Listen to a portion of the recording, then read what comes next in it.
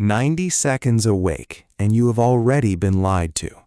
Not by anyone in your house, by the first voice in your head. That voice is not your judgment. It is chemistry wearing your accent. There are 7 lies, and over the next 30 minutes, I am going to hand you all 7, one at a time, with the line that breaks each one. The 7th is the one the other 6 exist to protect. You will not see it coming until it is already in the room. It begins before you have decided to think anything at all. 6:14, the ceiling, the heater ticking somewhere under the floor. You have not moved. You have not spoken to anyone, opened anything, failed at anything, and there is already a weight sitting high in your chest, low grade and familiar, like a bill someone left on the table. The first lie speaks in your own voice, and it says, "This feeling is telling the truth about my life." So you go looking for what caused it. The mind is obedient. Ask it for evidence, and it will bring you evidence. The message you still have not answered, the number at the bottom of the account, the way your voice sounded on Tuesday when you tried to disagree with someone more senior than you. Within about 40 seconds, you have assembled a case. It feels airtight. It feels like the reason you woke up heavy. Look at the order again. The feeling arrived first at 6:14 and hired the evidence afterward. Your body runs a startup sequence in the morning, and it runs it on a clock, not on your circumstances. The cortisol awakening response is one of the most reliably measured patterns in human endocrinology. Cortisol climbs sharply in the first 30 to 45 minutes after waking. It climbs in people whose lives are going beautifully. It climbs in people whose lives are coming apart. Same sequence, same rise, delivered to your bloodstream before your feet hit the floor. It is not reporting on your life. It does not know your life. Think of a smoke alarm wired to a clock instead of to smoke. It goes off at 6:14 every morning, and it has never once detected a fire. But every morning you walk the house looking for one, and you always find something smoldering, because in any real life there is always something smoldering.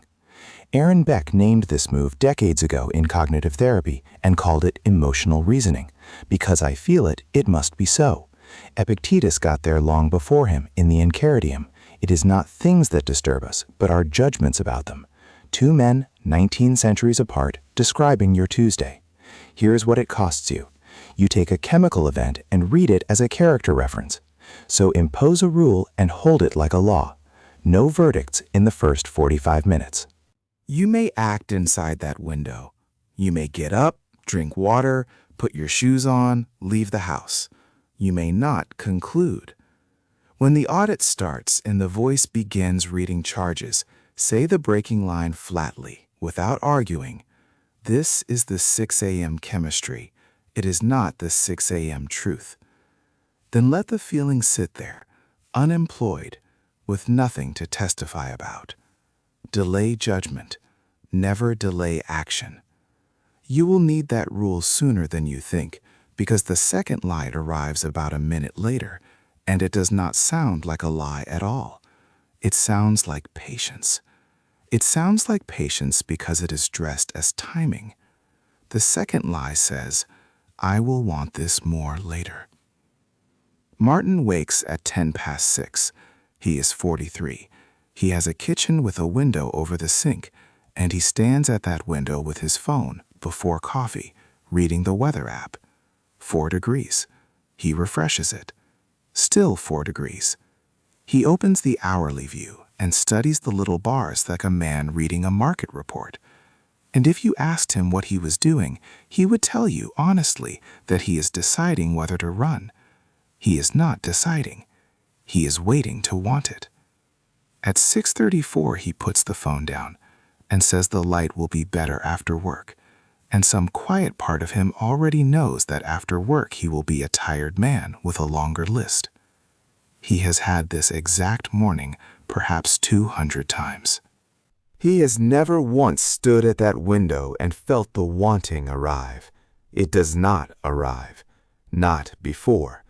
Motivation is not whether you wait out. It is exhaust, produced by movement, and it shows up on the other side of the door, roughly 90 seconds after the cold air hits your face. You do not wait for a diesel engine to feel warm before you drive it. Warmth is a product of running. So is willingness. This inversion is not a slogan, it is a treatment protocol. Behavioral activation, developed inside cognitive behavioral therapy and used as a frontline approach for depression, is built on exactly this order of operations. You act before you feel like acting, because waiting for the feeling is precisely what keeps the floor from rising.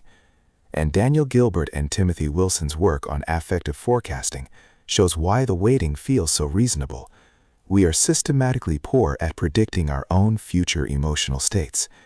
Your 6 a.m. forecast of your 7 p.m. self is not a prediction. It is a negotiation tactic, run by the side that does not want to move. And every time you accept the deal, you file a small internal report. It reads, "My word to myself is not binding." Enough of those, and you stop making promises to yourself at all, which feels like realism and is actually surrender. So make willingness irrelevant by shrinking the entry until it fits under the resistance. Not the run, the shoes on. Not the chapter, one paragraph, written badly, and set it the night before as a sentence with a trigger in it. When my feet touch the floor, I put the shoes on. That is Peter Gottwitzer's implementation intention research, and it works for an unglamorous reason. It moves the decision out of the 1 hour of your day when you are least equipped to make it. The breaking line is short. Willingness is not the entry fee. It is the receipt. Lie 3 is the one people defend hardest, which should tell you who it is working for. It says, "I am already behind." 640. The phone that was face down becomes a phone that is face up, and in 11 seconds you take 3 hits. A colleague announcing a project you are also going to start. A stranger who ran a marathon in a city you have never visited. A friend whose kitchen renovation is finished and photographed in good light. By 6:43 you are behind. Behind a person you have never met, on a project you never began, in a race nobody entered you into. Ask the question the mind never asks. Behind what? Name the schedule. Produce the document, the one with the dates on it, the one you signed. There is no document. There has never been a document. You have been carrying a debt with no lender, no principal, and no due date, and paying interest on it every morning in the currency of your own self-regard. Some of that pressure does have a source, and it is worth knowing what it is. Daniel Kahneman and Amos Tversky identified the planning fallacy. People consistently underestimate how long their own tasks will take, even when they have done the identical task before, even when they have been told about the bias. Which means a good portion of the behind you feel this morning is not a moral failure at all. It is bad arithmetic, performed by an optimist yesterday afternoon who was no longer available for comment. The rest of it you imported. You are being billed for the gap between what a stranger implied and what a human being can actually do in a day that also contains commuting, weather, other people, and a body. And this one does something specific to you. A person who wakes up owing behaves like a debtor. Debtors do not make bold decisions. They make apologetic ones. They take the safe project. They undercharge. They say yes to the meeting. They explain themselves too much in the first sentence of an email. So write the day on paper before you touch a screen. 3 items in your own handwriting, chosen while nobody is watching and nobody has spoken to you yet. Anything not on that paper is not a debt. It is somebody else's weather. And when the word behind shows up, demand the ruler. Behind whose schedule, agreed when, with whom. The 4th one is different. You will recognize it in someone else long before you catch it in yourself. It says, everyone else woke up fine. 2 cars in a gym parking lot at 10 minutes to 6, 7 spaces apart, engines off. In each car, a person sitting in the dark, not moving, dreading the next 4 minutes with a completeness they would be embarrassed to describe. Each of them can see the other car. Each of them is thinking the same sentence. That one has it together. Both of them go in. Both of them tell themselves afterward that they were the weak one that morning. Neither ever learns the truth about the other. That parking lot is the whole world. You compare your interior, the full unedited feed, the dread, the second guessing, the thing you said in 2019 that still surfaces at traffic lights, against other people's exteriors, which are surfaces, maintained. Then you call the difference a character flaw. 2 findings explain how the trick holds. Thomas Gilovich and his colleagues demonstrated the spotlight effect. We dramatically overestimate how closely other people are watching and judging us. The beam feels blinding from the inside. From the outside, there is barely a beam. And Leon Festinger established in 1954, in his social comparison theory, that we evaluate ourselves against other people by default, especially where no objective standard exists. There is no objective standard for whether you handled this morning well, so the mind imports one from a person whose morning it did not witness. Consider the coworker whose composure you envy, the one who arrives level, says good morning, and seems to have entered the building from a calmer version of the same city. At 8:04, she sat in her car and cried for 6 minutes with the engine running. At 8:11, she fixed her face in the visor mirror. At 8:12, she walked in and said good morning to you, and you filed it as evidence that she is built differently. So assume the parking lot. When you catch yourself measuring against someone's visible ease, name it out loud, plainly. I am comparing my inside to their outside. Then ask the only question that pays. Not who is doing better. What did they actually do next? Copy the behavior. Ignore the composure. The composure is set dressing.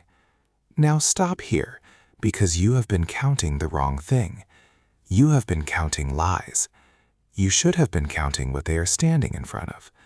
Look at the 4 you have.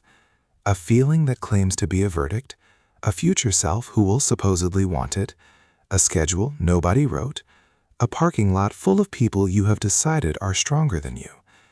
On the surface, they are 4 different errors in 4 different departments: physiology, motivation, time, comparison. They are not 4 errors. They are 1 move, performed 4 times, in 4 costumes.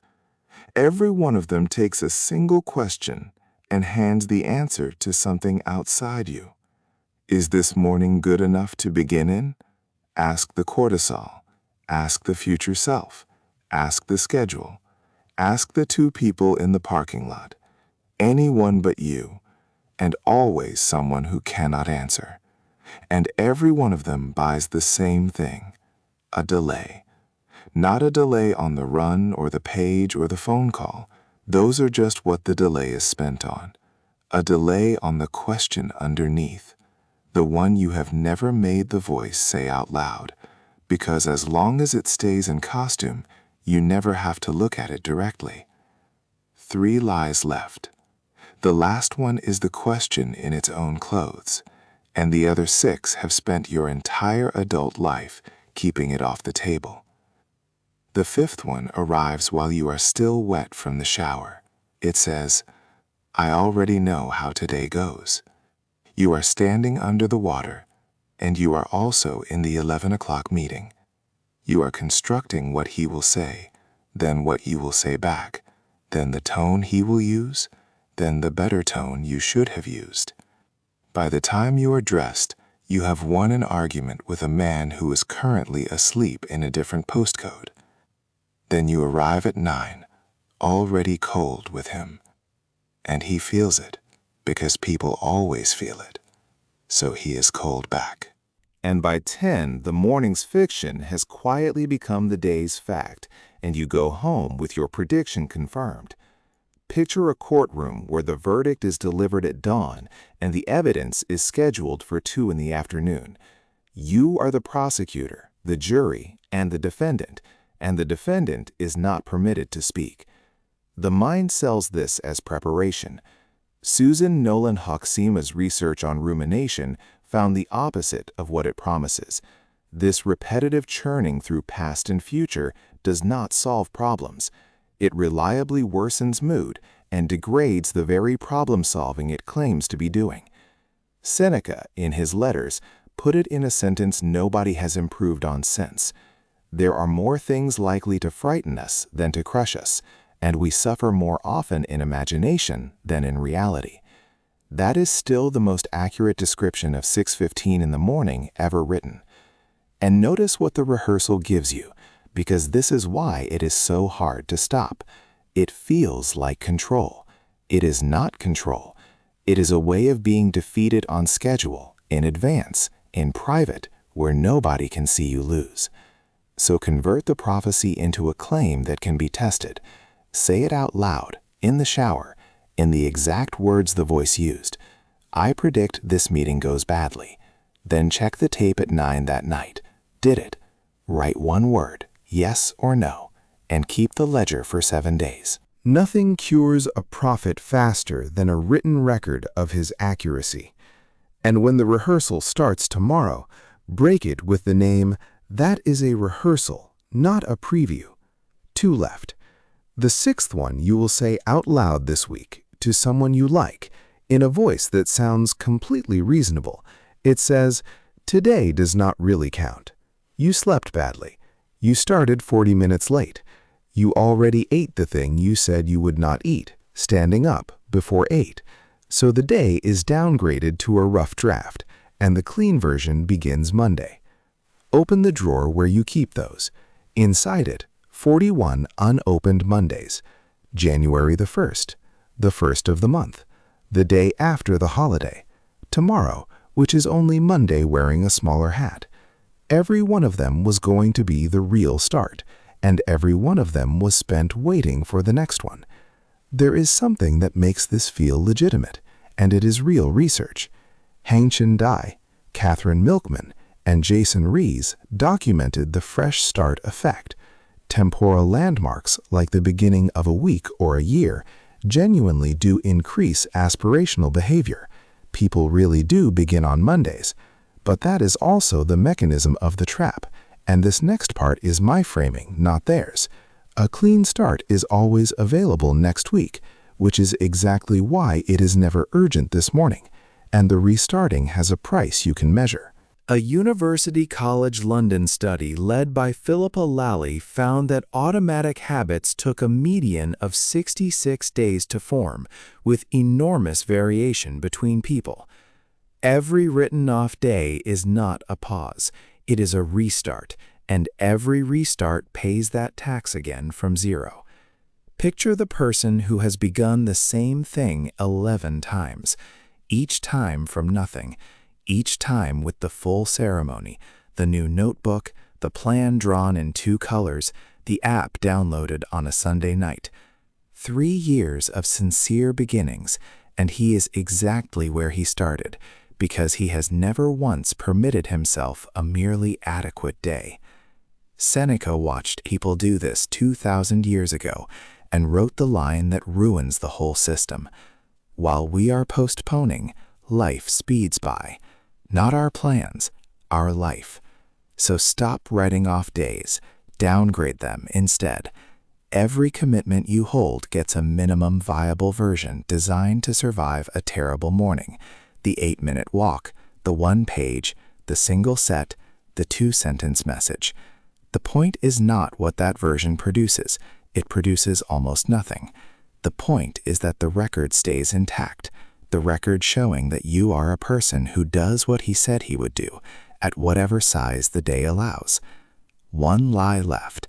It is the one all 6 were protecting, and it has been standing behind every scene in this episode. I have to become someone better before I am allowed to begin. Picture a velvet rope and a man with a clipboard standing outside a room you already own. He checks the list. Your name is not on it. Your name is never on it. Some mornings he tells you that you are not disciplined enough yet. Some mornings not recovered enough, not qualified enough, not far enough along, not the kind of person who does this sort of thing. And you stand there and accept it, politely, in your own doorway, in your own house. You know his work. The man who will not go to the gym until he is in better shape. The woman who will not return her friend's call until she has better news to report. The person who will not write until he is a writer, which is a job description that only exists after the writing. Each of them is waiting to be admitted to the thing that would have admitted them. Marcus Aurelius wrote himself an instruction for exactly this hour in the 5th book of the Meditations. At dawn, when you find it hard to get out of bed, tell yourself that you are rising to do the work of a human being. Read what he did not write. He did not say, "Rise once you feel worthy of the work." The work is not the reward for worth. It is the practice of it. And the last defense the voice has, that the contempt is what keeps you sharp, that if you were kinder to yourself you would go soft and stop, does not survive contact with the evidence. Juliana Bryans and Serena Chen found that self-compassion increased people's motivation to improve. Treated with kindness after a failure, participants were more motivated to change, not less. The harshness was never the engine, it was the rope. So here is the 7th lie, and its breaking line plainly, because I promised you both halves, and this is the one that matters. The lie: I have to become someone better before I am allowed to begin. The line that breaks it: worth is not the ticket in, it is what the walking produces. And now you can see what the other 6 were doing. If the morning feeling is the truth about your life, you are not fit to begin today. If you will want it more later, you do not have to begin now. If you are already behind, you have failed before beginning. If everyone else woke up fine, you are simply not the kind of person who begins. If you already know how today goes, beginning is pointless. If today does not count, beginning can wait for a day that does. 6 sentences, 1 function. Keep you at the rope. Keep the clipboard unquestioned. Buy 1 more morning in which you never have to test whether you are allowed to start as you are. You are. Today, at your current, unimproved, badly slept level, do the thing you were saving for the better version of yourself, and do it visibly badly if that is the only way it gets done. You are not auditioning. There is no clipboard. There never was a list. So return to the room. Same ceiling, same hour tomorrow. The heater ticking under the floor. The chest type at 6:14 for no reason it can name. The voice will be there. It does not resign. It cannot be argued out of anything. And anyone who promises you a morning without it is selling something. But there is a difference between a voice in a room and a verdict on a life, and that difference is the entire skill. It says, the feeling is the truth, and you let it sit there without testimony. It says, you will want it later, and you put your shoes on anyway. It says, you are behind, and you ask, behind what? It says, everyone else woke up fine, and you think of 2 cars in a dark parking lot. It says, it already knows how today goes, and you call it a rehearsal. It says, wait for Monday, and you take the 8-minute version today. It says, become someone better first, and you walk through your own door without asking. 7 lies, 1 recognizable line each. And after enough mornings, the recognition begins to arrive faster than the belief does. That is all this is. Not silence, speed. Tomorrow you will get your 90 seconds again. The voice will speak first, the way it always does, in your accent, using your vocabulary, sounding exactly like you. You are not going to silence it. You are going to recognize the accent. You are not trying to wake up without the voice.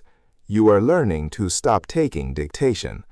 If this is the kind of thing you want in your ear at the start of the day, stay close, subscribe, and let the next one meet you where this one leaves off.